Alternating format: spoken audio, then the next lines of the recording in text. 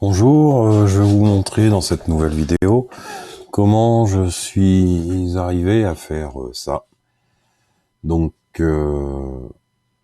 c'était pour faire un essai en fin de compte de gravure avec en remplissant la gravure de résine. Et donc du coup j'ai dû faire plusieurs passes avec des mèches différentes. Et du coup je vais vous montrer un petit peu comment j'ai réussi à faire ça. Euh, alors je vous le dis tout de suite, utilisez surtout pas du sapin, parce que c'est un bois très tendre et très filandreux. On verra un petit peu plus tard avec les vidéos sur la CNC. Donc du coup, je me suis servi d'Inkscape pour faire mon modèle. J'ai créé un texte. Donc pour rappel, le texte, si vous faites un texte avec Inkscape, pour pouvoir après le graver, il faudra surtout pas oublier de sélectionner votre texte et de mettre l'objet en chemin. Parce que sinon, vous verrez que comme il ne sera pas vectorisé, vous pourrez pas lui donner un chemin pour la CNC. Donc du coup, j'ai créé un premier cadre qui va me servir à surfacer ma pièce de bois.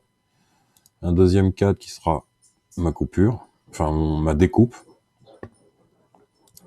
Ici, il y a mon texte qui est déjà vectorisé, et ici, un petit cœur que j'avais rajouté. Donc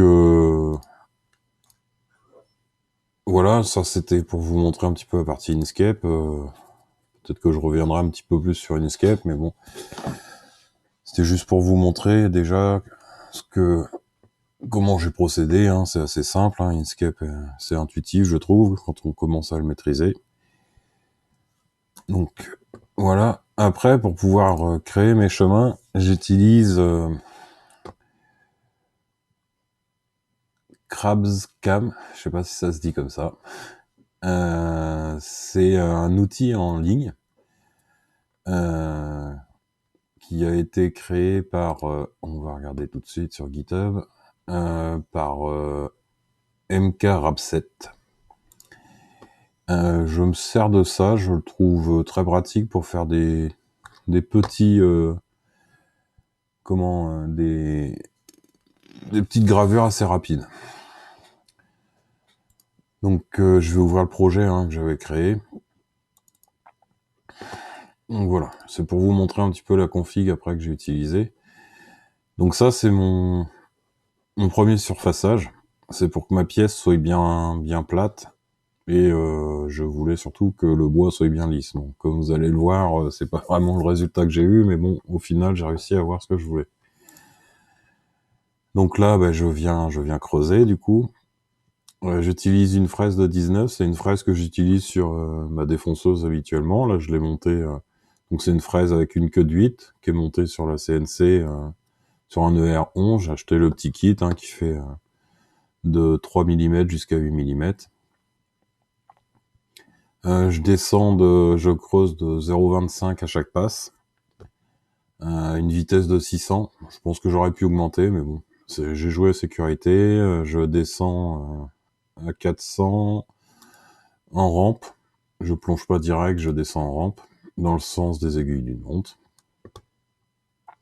Donc voilà, ça c'était pour donc la première passe que j'ai fait en surfaçage. Là c'est mon texte. Donc pour le texte, pareil, je viens donc creuser. Du coup, j'utilise une fraise de 1 mm. Je suis descendu de 3 mm en profondeur.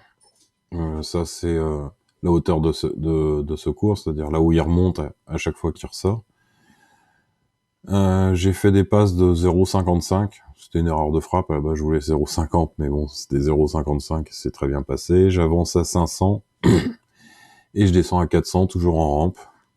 C'est pareil, la vitesse du moteur est à 1000, mais comme j'utilise un variateur extérieur, ici, ça n'a pas vraiment d'importance. Après, du coup, on voit le cœur. Donc, c'est pareil, j'ai gardé comme pour l'écriture, sauf que je suis descendu de 0,25. J'ai fait plusieurs passes, vu que c'était plus fin, c'est pour avoir quelque chose de plus net. Et enfin, la découpe. Donc là, j'ai utilisé une fraise de 3. Je suis descendu de 12 parce que ma planche faisait 12. Du coup, avec des passes de 0,25 à chaque fois. Et toujours à 600 et 400. C'est pareil, je pense que j'aurais pu avancer beaucoup plus vite, mais bon, c'était un essai, comme je le dis. Donc voilà, maintenant on va passer, je vais vous montrer du coup les vidéos, je vais accélérer parce que pas que ça à faire non plus, et puis c'est pour vous montrer un petit peu le résultat final, comment j'ai pu arriver au résultat escompté. Donc j'étais obligé de poncer, puisque ce que je vous disais, c'est pas génial comme bois, c'est filandreux.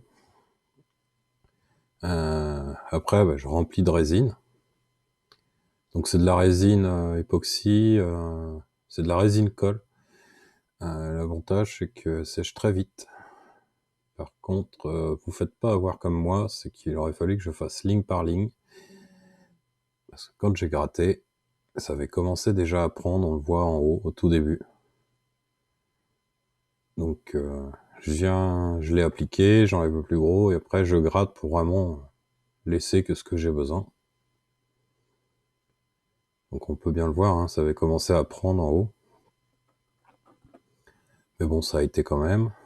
Et après, je refais un surfaçage pour enlever justement la résine en trop. Donc là, on peut voir que du coup, le texte s'améliore à chaque passage. J'ai enlevé à peu près en 1 mm, je crois. Donc, vu que le bois est filandreux, vous allez voir, j'ai été obligé de le reponcer un petit coup.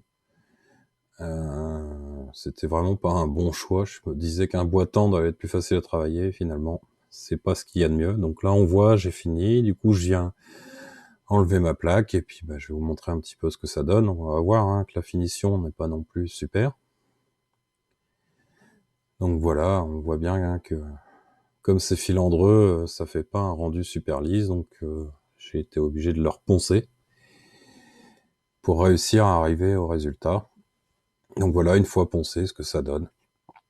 Donc après, je l'ai verni, je vous ai pas montré, mais je l'ai verni et ma femme était contente.